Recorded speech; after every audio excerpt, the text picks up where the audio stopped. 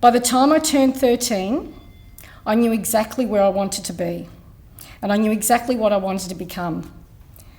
My imagination helped me create someone in the future that I aspired to be, and so my heart was set on becoming the best lawyer and live in the biggest city, which at the time I had a strong connection to New York, even though I'd never visited the place, and I didn't really know much about, but it was New York.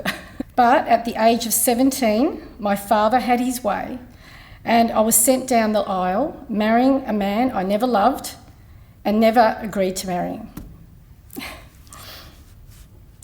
13 years into the marriage, I finally built the courage to pick up my 3 daughters, to flee with a fear for our lives, leaving behind a life of domestic violence, of emotional abuse and rape.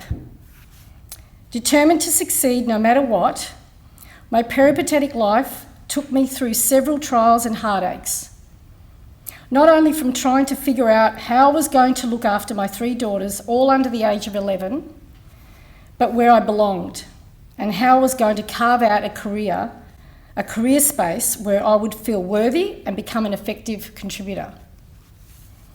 So what I cover in the book are some important life strategies on how becoming more resilient helped me bounce back while pushing forward in the most conscious and compassionate way. So having come from a cultural background and a history where women were treated as second best to men and held back from achieving their true potential, and often not perceived as important decision makers, I now suddenly found myself having to be the sole carer, the sole provider, and the sole decision maker. This situation quickly made me realise that all the societal and cultural norms that were heavily ingrained from a very early age no longer had any relevance, and it was do or die, sink or swim road ahead for me and my 3 daughters. We have come a long way in recent decades to ensure that women have the same access to life's needs as men, but discrimination against women lingers, and many are still desperately struggling with social norms, trying to break the glass ceiling or even achieve equality alongside their male counterparts. Now, as a coffee specialist, I get to travel many coffee-growing countries to meet the farmers and experience firsthand how they cultivate their crops and how they actually live culturally. The image you see behind me, that was my first visit to a farm many years ago in Colombia, and little did I know that there was a lot of women involved in coffee back then. And I was with my roaster, who was also my interpreter, and I said to him, we need to do something different. It was part of an initiative, a book, that there was, I think, 20 farmers were invited to visit a country of origin, and we chose Colombia because my roaster was Colombian. And I said, we need to do something different. Are there women coffee growers? And he said, yes, there are. We need to find them. So these women behind me belong to an association, and they came from a beautiful place called Pereira, and it's where a lot of beautiful coffee is grown. And I was so surprised that there were 19 women that actually greeted me when they heard that there's this woman from Australia coming all the way to visit us, you know. And I didn't speak Spanish, they didn't speak English, but the language between women, as the women know here, is instant. We don't need to say much. There's just something. It's hard to explain. Sorry, men. But it was this instant bond. And yeah, it was, they began to tell me, as we walked through the fields, they began to tell me the exact things that I was actually experiencing here as a woman boss lady.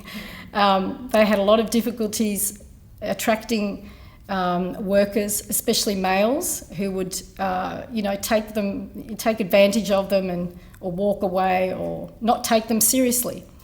So there was a lot of exchange there, and I realised how similar women all over the world are. So in 2018, I helped establish the International Women's Coffee Alliance to form a chapter which is a global movement. Or it's not a movement, it's a network. International Coffee Women's Alliance is a global network with 26 chapters made up of 21 coffee producing countries and 5 consumer countries such as Australia. And my involvement has led to my current role as president, and our membership base includes women in all aspects of the coffee industry. So in the book, I take you through multiple experiences of how I defied all the stereotypical thinking on how women are supposed to behave and where their place in society should be. The defied action set me up on a path of strategy, on a path of thinking outside the box, as Tim mentioned in the introduction. I realised if I didn't figure out a way out to cut through all the discrimination, sexism and hierarchy that I constantly kept coming up against, my 3 daughters and I would not survive but perish. And little did I know that what I conquered through never giving up on the vision to be the best version of myself and to live a life without barriers, I would eventually come full circle. Today, I own and operate a coffee company where my core focus has been to inspire and mentor hundreds of both men and women realise their dream of setting up and running their own successful businesses within the coffee industry. So some of the most important lessons that helped me build resilience are covered in the book, from how I overcame the traumatic experience of domestic violence to re-establishing and reinventing myself, my battle with almost losing my youngest daughter to the world of drugs and alcohol, to experiencing the breakdown of a business partnership that eventuated in liquidation, and how I rebuilt my coffee company without losing one customer. Suffering a time of depression and not knowing it. And the obstacles of gender inequality I faced in an industry that at the time of starting my company had very few women, but dominated by men who didn't take me serious as a business person.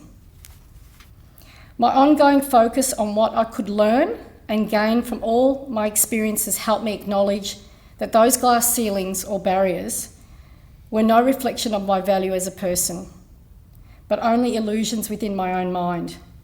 If you're passionate about something you want to see change, I share in my book how I explored strategies for breaking through these invisible barriers, finding the strength, the courage, and the know-how to achieve my dreams and desires.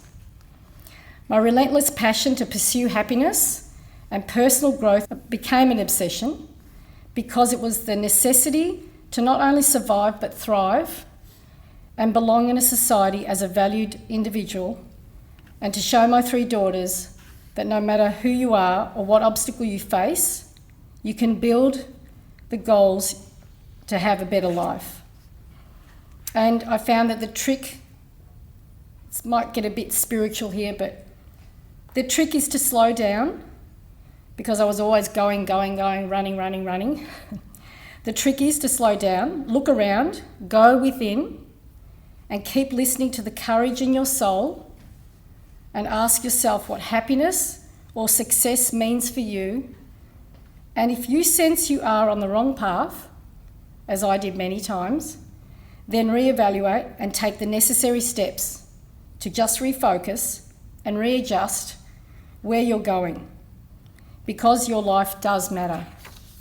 Thank you so much for that presentation. I mean, I think in the business we'd call that a pin drop presentation, because you could hear a pin drop with what you were saying, and while no one here would wish that kind of life on anyone, I think we are far more inspired now after hearing that story, and thank you so much for taking that into the book. I mean, that's a hell of a thing we've just heard, a hell of a thing. So thank you very much for that, and we look forward to reading the book when it's published. It's terrific. A tough story. I don't want to say it's a terrific story, but I think, you know, no one would wish that on anyone, as I said. Nothing now can stop you But the other great thing is you know now nothing can stop you. It's just amazing, just amazing. Thank you again.